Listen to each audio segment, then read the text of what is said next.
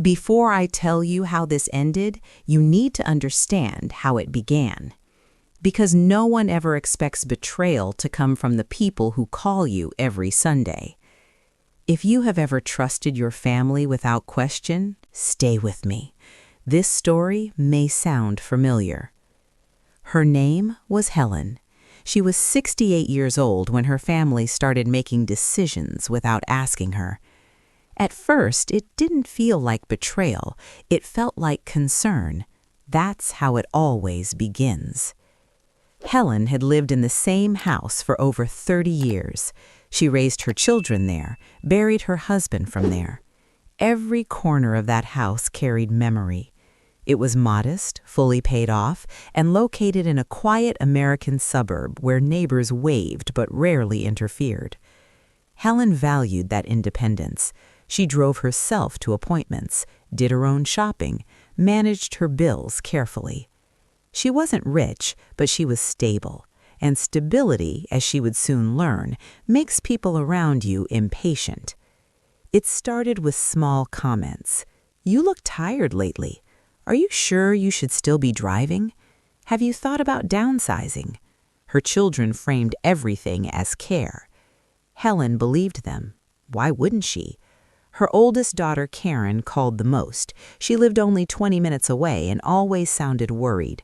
Her son, Michael, lived in another state, but joined every family video call with strong opinions and little context. They spoke often about Helen, not always to her. Helen noticed this gradually. Conversations would stop when she entered the room. Phone calls ended quickly. She brushed it off. Families go through phases, she told herself. Then came the first meeting. Karen suggested they all sit down together, just to talk about the future, she said. Helen agreed. She had nothing to hide. That evening, her children sat across from her at the dining table she had refinished herself years earlier. They spoke calmly, prepared, too prepared. They asked questions about her finances, her will, her medical wishes. Helen answered honestly. Then the tone shifted. They suggested changes, a joint account, a power of attorney just in case, selling the house before it becomes a burden. Helen felt something tighten in her chest. Not fear, recognition. She had seen this look before. In hospital rooms, in corporate meetings, the look people wear when they believe they already have permission. Helen asked one simple question. "When did you decide this?" No one answered directly. Karen said they were just talking. Michael said Helen was being sensitive. Helen nodded, but inside something changed. She had spent her entire life being reasonable, being agreeable. That skill had kept peace, but it had also taught others that her silence meant consent. Over the next few weeks, things moved faster. Paperwork appeared. Appointments were scheduled without her. Karen offered to handle things. Helen declined, politely.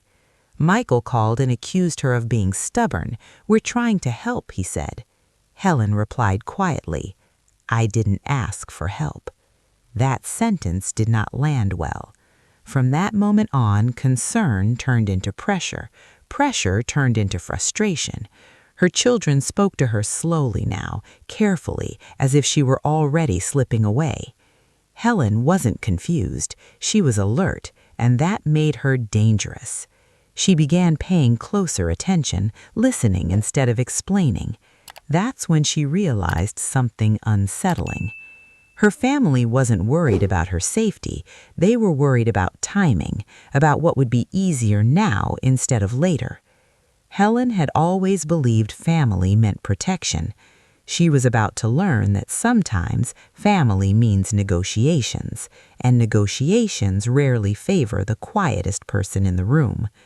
That night, Helen sat alone at her kitchen table long after everyone had left.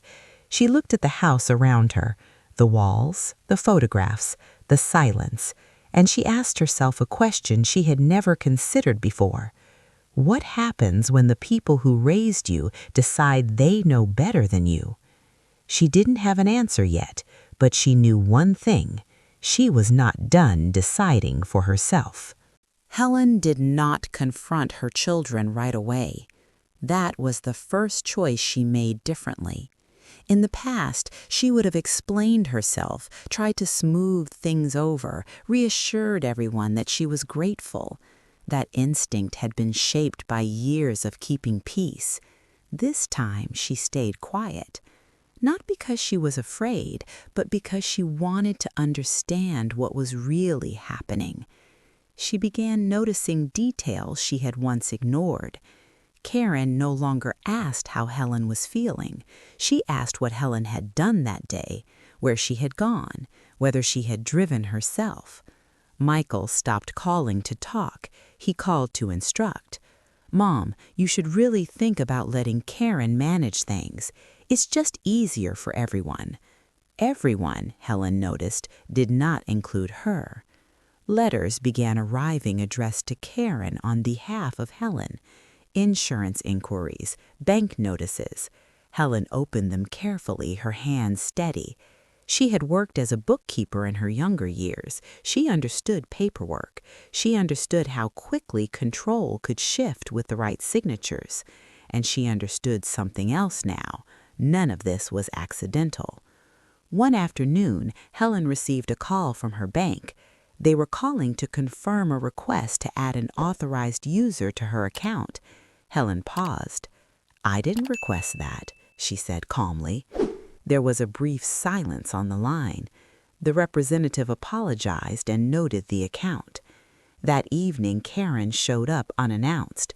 She was flustered, too friendly. "They called me," Karen said quickly, "about the account.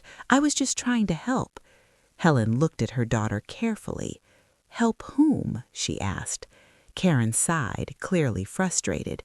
"Mom, you're making this harder than it needs to be." Helen smiled faintly. "No," she said, "you are." That was the first time Helen had spoken so directly. The atmosphere shifted immediately. Karen accused her of mistrust, of paranoia, of pushing her children away. Helen listened. When Karen finished, Helen said quietly, "I trust myself." Karen left angry. The next day, Michael called. He spoke sharply, without pretense this time. "Karen says you're refusing to cooperate." Helen did not correct him. "I'm refusing to disappear," she said. Michael scoffed. "You're overreacting." That word landed heavily. Overreacting is what people say when they want you to doubt your instincts. Helen did not. She did something she had never done before. She asked for outside advice, not from friends, not from family, from a professional, a lawyer. The consultation was brief but clarifying.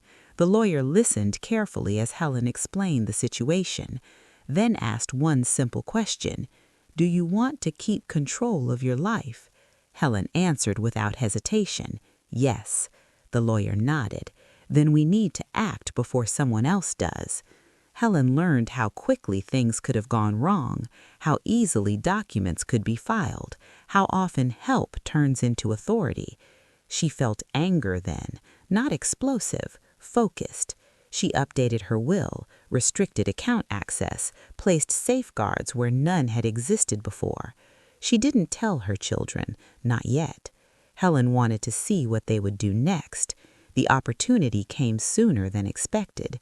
Karen scheduled a meeting without Helen's consent, with a real estate agent. The agent called Helen to confirm details. Helen thanked her and declined the appointment. The agent sounded confused. "She said you'd agreed," the woman explained. Helen ended the call and sat down slowly. This was no longer about concern.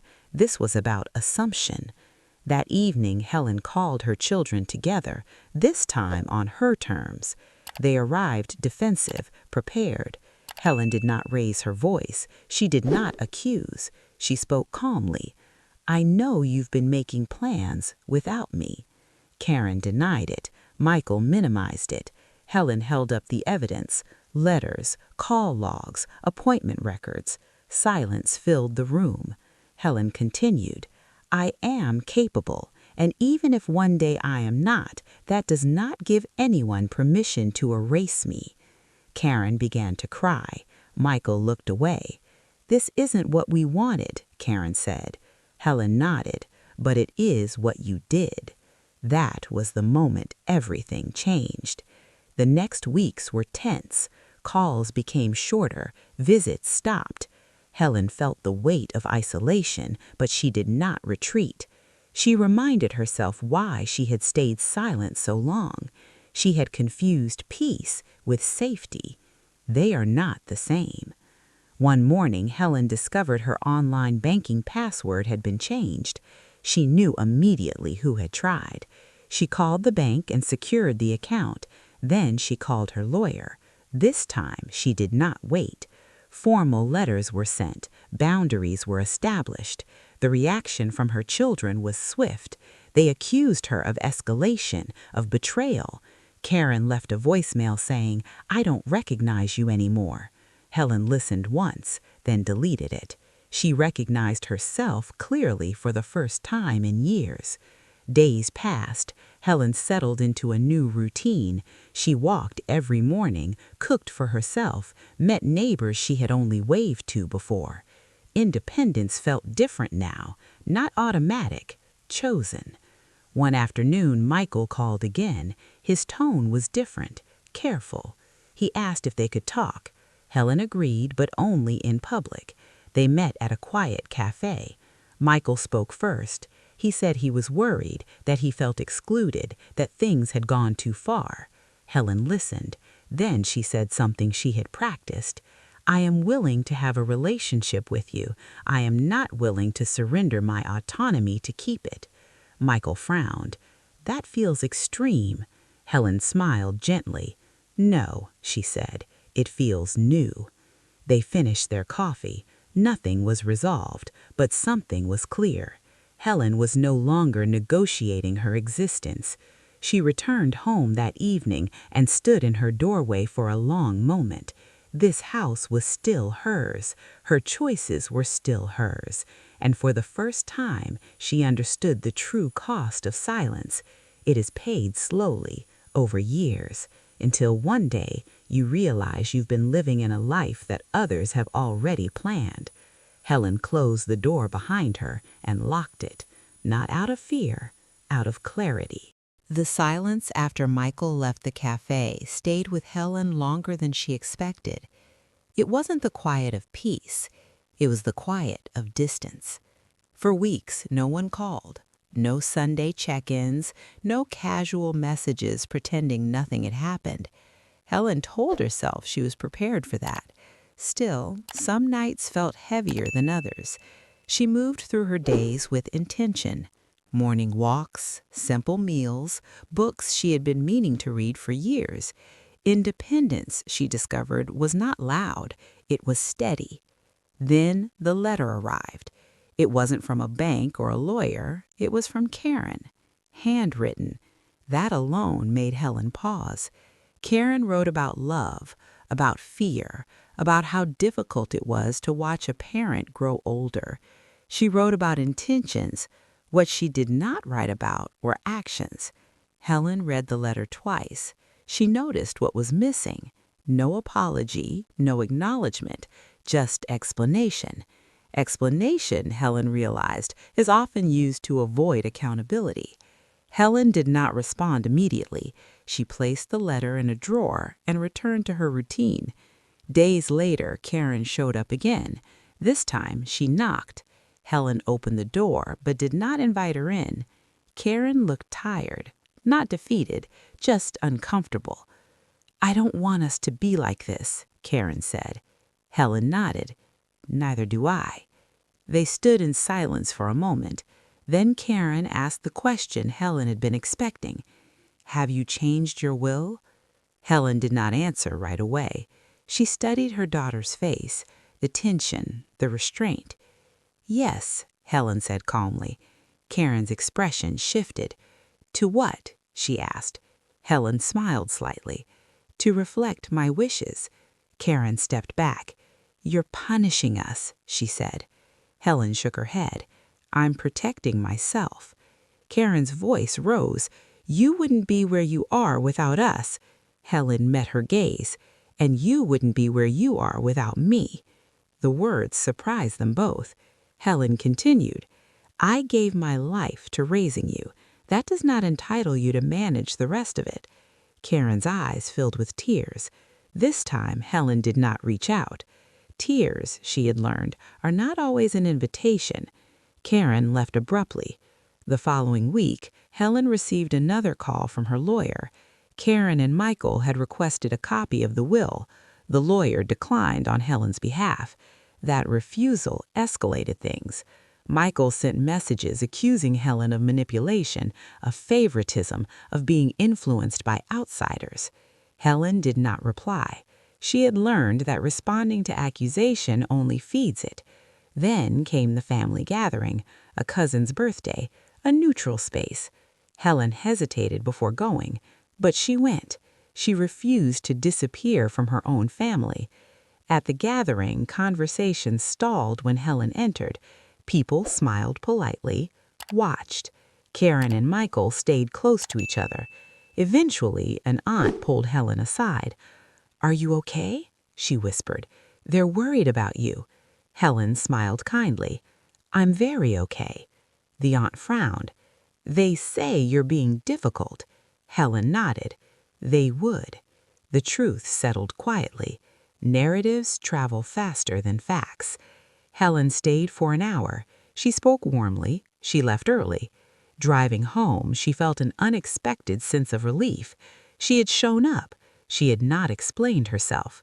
That felt like progress. Weeks passed. The pressure continued, but differently now. Less direct, more strategic. Karen suggested mediation. Michael suggested counseling. Helen recognized the shift. They wanted a forum where compromise could be framed as healing. Helen declined. She wasn't healing a misunderstanding. She was enforcing boundaries. One evening, Helen sat at her dining table, the same one where the first meeting had taken place. She spread out documents, her updated will, trust information, legal safeguards. She reviewed them carefully. Then she made a decision she had not anticipated. She decided to sell the house, not because she was forced, because she was free. The house had been a symbol of stability. Now it felt like a point of leverage. She wanted a life with fewer anchors. Helen contacted a real estate agent herself. She chose one recommended by a neighbor, not family. The listing went live quietly. When Karen found out, she was furious. "You're acting out of spite," she accused over the phone. Helen remained calm. "I'm acting out of clarity." The house sold quickly. The offer was fair. Helen moved to a smaller townhouse across town. It was bright, manageable, entirely hers. She told her children after the move was complete, not before. Karen cried again. Michael accused her of secrecy. Helen listened, then said simply, "I informed you. I did not need permission." The distance grew wider after that, but something else grew too. Helen's sense of self. She joined a community class, made new friends, laughed more than she had in years. People met her as she was now, not as someone's mother, not as someone's asset, as herself. Months later, Michael called. He sounded tired, not angry. He said therapy had helped him see things differently. He admitted fear had driven his actions. Helen listened carefully. She believed him. She also remembered the pattern. "I'm open to rebuilding, slowly." Michael agreed. Karen did not call. Helen accepted that.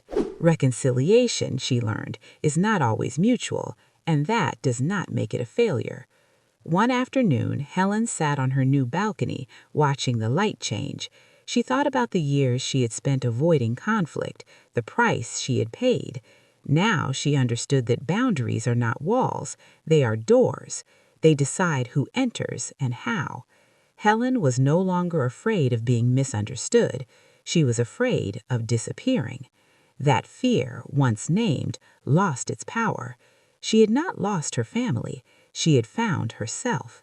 And for the first time in her life, she was willing to let that be enough. Helen did not rush the reconciliation with Michael. That restraint mattered. She had spent too many years responding quickly to other people's discomfort, mistaking urgency for love. Now she allowed time to do what it does best, reveal intention.